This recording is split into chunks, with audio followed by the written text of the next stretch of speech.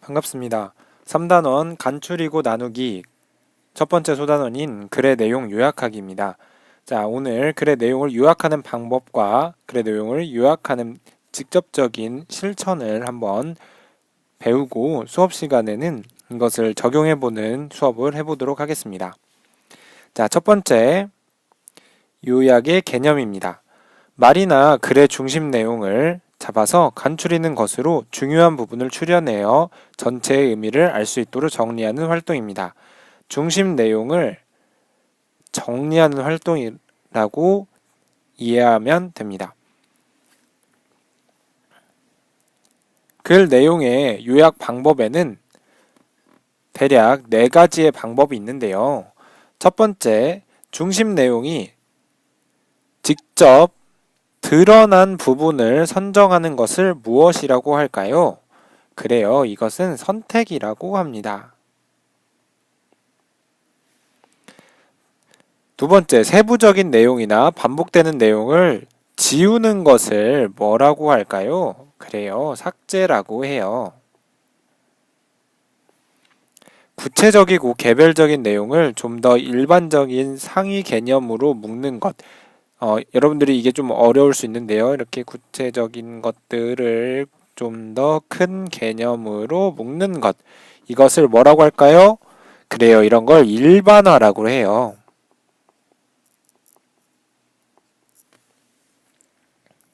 마지막으로 제시된 내용을 바탕으로 중심 내용을 만들어내는 것을 뭐라고 할까요? 중심 내용을 만들어내는 거예요. 새로 만드니까 재구성이라고 합니다. 그럼 다음으로 글을 요약할 때 고려해야 할 점이 무엇인지 한번 볼까요? 요약은 중요한 내용을 간추리는 것입니다. 중요한 정보가 무엇인지 알아내야 하는데요. 이것을 이러한 판단 기준을 뭐라고 하냐면요. 정보의 중요도, 이것을 고려한다고 말하는 거예요. 다음으로 어느 정도 분량으로 요약할 것인지에 따라 선택하게 될 정보가 달라지는데요. 분량으로 요약할지, 어느 정도 분량으로 요약할지에 따라서 정보 양이 달라지는데, 이런 것은 어떤 걸 고려한 걸까요? 그래요. 요약의 분량을 고려한 거예요. 그럼 마지막으로 글을 요약할 때 고려할 점이 무엇인지 살펴볼까요? 어떤 목적으로 요약하는지에 따라서 글에서 중요한 부분이 달라진다고 했어요. 이것은 뭘 고려한 걸까요? 그래요. 요약의 목적을 고려한 것입니다. 다음으로 넘어가서 글을 읽고 내용 요약하기에 대해서 좀 더 살펴보도록 하겠습니다. 자, 요약하는 방법은 크게 2가지로 구분해서 볼 수 있는데요.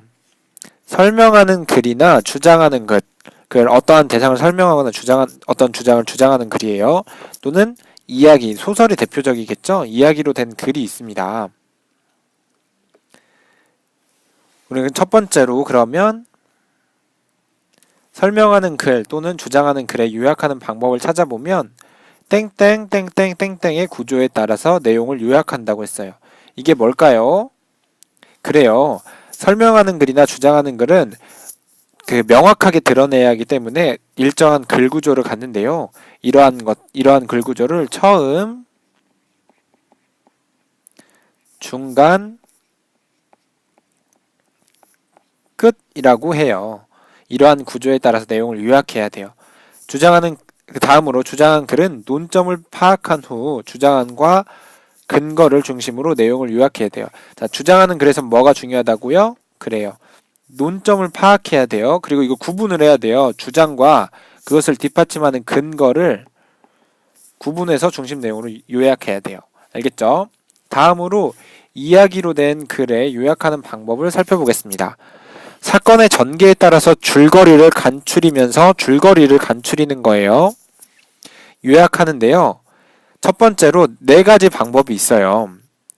그럼 첫 번째로 이야기의 흐름을 고려하여 사건이 일어난 순서에 따라 내용을 요약하는 것을 뭐라고 할까요?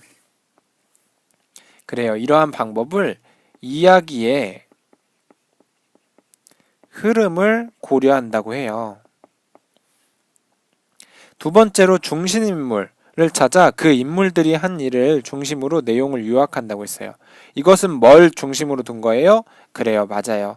중심인물을 가지고 한 거예요.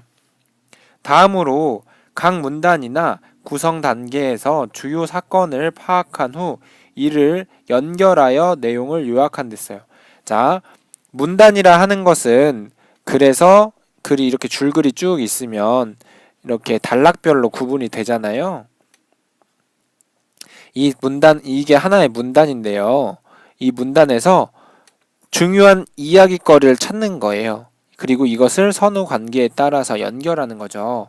그러면 이것은 어떤 것을 고려한 방법일까요? 그래요. 주요 사건을 고려한 방법이에요. 마지막으로 사건이 일어나게 된 원인이나 사건 때문에 벌어진 결과가 무엇인지 파악하여 내용을 요약하는 것을 뭐라고 할까요? 그래요. 인과관계를 고려하는 원인과 결과관계를 고려하는 이러한 요약 방법은요. 원인, 결과를 고려해서 요약하는 방법입니다. 자, 지금까지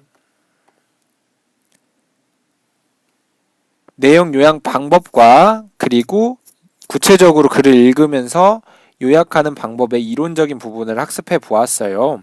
이제 수업 시간에 이러한 내용을 직접 적용해서 수업을 해보도록 하겠습니다. 이상입니다.